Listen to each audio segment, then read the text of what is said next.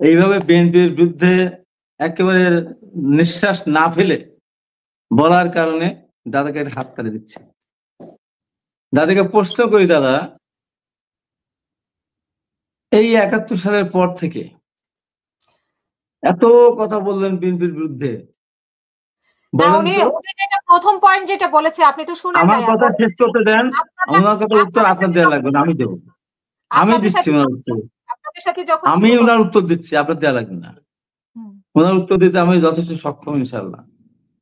ওনাকে প্রশ্ন করতে চাই, বিএনপির বিরুদ্ধে এত একটা খারাপ দল বিএনপি, বলেন তো ৭১ সালের পর কয়টা হিন্দু মেয়েকে বিএনপি জোর করে বিয়ে করছে ছাত্র দল যুব দল? বলেন। বলেন আপনি ২০০১ সালে ভোলা সহ শুধু ভোলা ওই গল্পটা বাদ দেন, আমারটা শোনেন তারপরে বলেন। আমি আপনার প্রশ্নের উত্তর এত অস্থির হলেন কেন? এত অস্থির হলেন কেন? আপনি এতক্ষণ বললেন, আমি শুনতে পারলাম, আপনি এত অস্থির হয়ে গেলেন কেন? না না, আপনি প্রশ্ন দিলেন, উত্তর দিলাম। অস্থির হলেন কেন? প্রশ্ন তো পরে দিবেন, আপনি বললেন আমি শুনি নাই। এত অস্থির হওয়ার দরকার নাই তো। অস্থির হয়, শোনেন, ডাটাটা জানেন, শোনেন, কথা ভুলে গেলে হয় না তো। আপনি দেখেন তো, এই যে হিন্দুরা চলে গেছে, এই যাওয়াটা কোন সময় বেশি গিয়েছে? বললেন 20% আশপাশ, কোন সময় বেশি গেছে?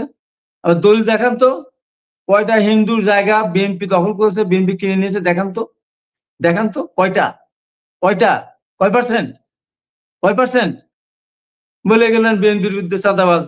আরে বাবা, তো জামাত তো সেই 2টা মন্ত্রী ছিল, জামাতের 17 জন এমপি ছিল, প্রত্যেকটা এমপির বিরুদ্ধে মামলা হয়েছে, দুর্নীতির মামলা। শুনবেন, প্রত্যেকটা মন্ত্রীর বিরুদ্ধে, এমপির বিরুদ্ধে মামলা হয়েছে জামাতে।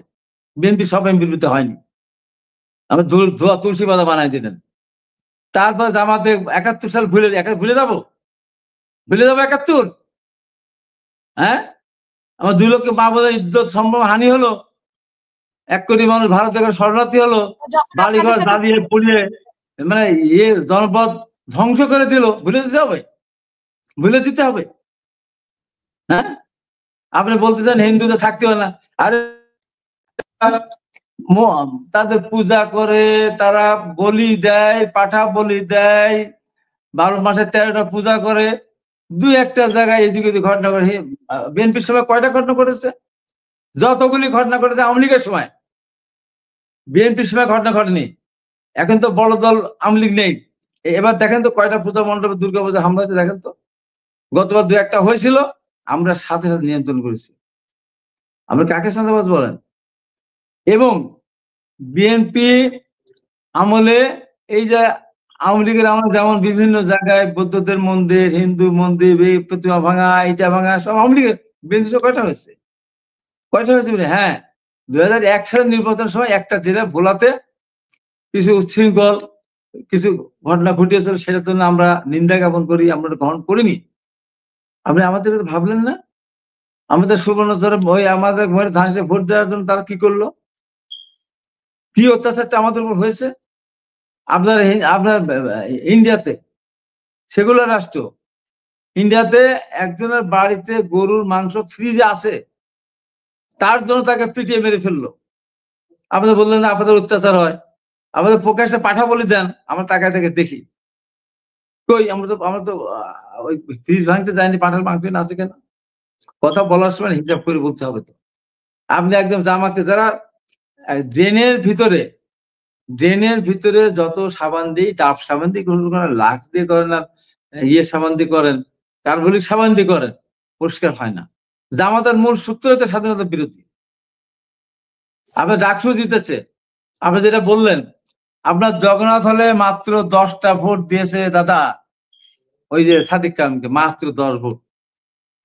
ওখানে তারা শিবিরের নামে প্যানেল দেয়নি, ওখানে বৌদ্ধ ছিল, পাহাড়ি ছিল, সাধারণ ছেলেরা ছিল, শিবির, ছাত্র শিবির, জামাতের ছাত্র শিবির, তা বলে নির্বাচন করে নাই।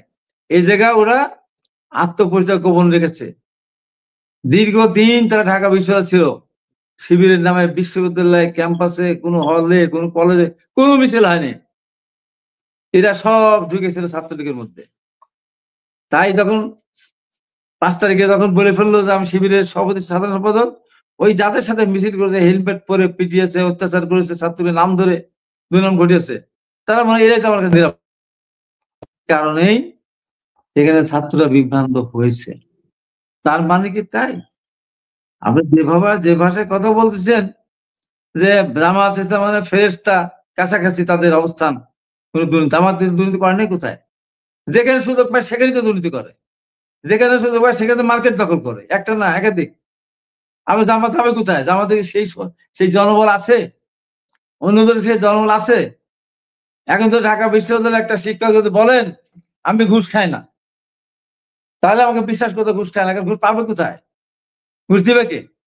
কিন্তু বর্ডারে একটা সিপাই, বিডিআর বা বিজেপি যাই বলেন, সে যদি বলে যে আমি 50 লক্ষ টাকা আমি চোরাকারবারি ধরছে, অফার করছে, আমি নেইনি, হ্যাঁ ওকে বলবো যে হ্যাঁ ওর ঘুষ সব খায়নি। তো জামাতের সুযোগ আসছে কোথায়? কেবল একটু সুযোগ আসছে, হাট বাজারে চলে গেছে। কেবল একটা সুযোগ আসছে, তারা ব্যাংকগুলো লুট করেছে। কেবল একটা সুযোগ আসছে, অনেক মার্কেট দখল করেছে। কোথায় আছেন আপনি? ওদের টেম্পু স্ট্যান্ডে 10 টাকাতে স্লিপ দেয়, 500 টাকা কামাই করার মতো এত অহবরা নাই, যে কারণে ওরা যায় না। আসল জায়গাগুলো তারা গিয়ে বসে আছে। ঢাকা বিশ্ববিদ্যালয় শিবির করেছে, ঢাকা বিশ্ববিদ্যালয় হতে পারে, হাসপাতাল হতে পারে, সে ওই জায়গাগুলো তারা দখল করেছে। এবং এখন যেখানে দেখেন সেখানেই তো সব জামাত। এত জামাত ছিল প্রশাসনে? এত জামাত থাকলে আওয়ামী লীগ ওদের রাখতো? এত জামাত থাকলে আওয়ামী লীগ ওদেরকে ওই সচিব হওয়ার ওই পর্যায়ে যেতে দিত? সব আত্মপরিচয় গোপন করে, যারা নিজের চরিত্র, নিজের দলের আদর্শকে ধারণ না করে অন্য দলের আদর্শের সাথে মিশে যায় নিজের সুবিধার জন্য, বাঁচার জন্য, তার কি আমি কি বলবেন? ঢাকা বিশ্ববিদ্যালয় কি দেখলেন? এই জন্য এখন ওই জন্য বলি, এখন চিন্তা করেন যে দল, আমরা তো বিএনপি, আমরা বিএনপিকে আমরা আওয়ামী লীগ, জামাত কে হিন্দু মানে আওয়ামী লীগকে ভোট দেওয়া। বাংলাদেশের 1% না, 100 জনের মধ্যে একজন, মানে 1% ভোট তো হিন্দুরা বিএনপিকে দেয়নি। তাহলে কি বিএনপি আওয়ামী লীগ তারা বের হয়ে গেছে? বিএনপি মন্ত্রী পাহারা দেয়নি? বিএনপি রাগ হতেই পারতো। রাগ কি করেছে বিএনপি? যে তোমরা আমাকে ভোট দাও নাই, তোমাদের সুরক্ষা দেবো কেন? বিএনপি তো বাংলাদেশে এই আওয়ামী লীগ এই 2 টার্ম ক্ষমতার আগে সবচেয়ে বেশি দিন রাষ্ট্রীয় ক্ষমতা ছিল। তার মানে হিন্দুকে সব বিতাড়িত করে মন্ত্রীটা ভেঙে দিয়েছিল। কথা বলার সময় হিসাব করে বলবেন না? আপনি একটা কথা খুবই সত্য কথা বলছেন, এই জন্য আমাকে ধন্যবাদ। সেটা হলো জামাত ইসলামেরা ভবিষ্যতে অত্যাচার করতে পারে, সেই কারণে তারা জামাতে যাচ্ছে। হিন্দুদের উপরে ব্যবসা বাণিজ্য করার জন্য তাদের অত্যাচার করতে পারে জামাত, সেই ভয়ে জামাতে নাম লেখাচ্ছে, যে জামাতে নাম লেখালে আর অত্যাচার হবে না। তার মানে কি ভয় এখন আছে? বিএনপির উপরে ভয় করে, বিএনপিতে ভয় করে কিন্তু যোগদান করতেছে না।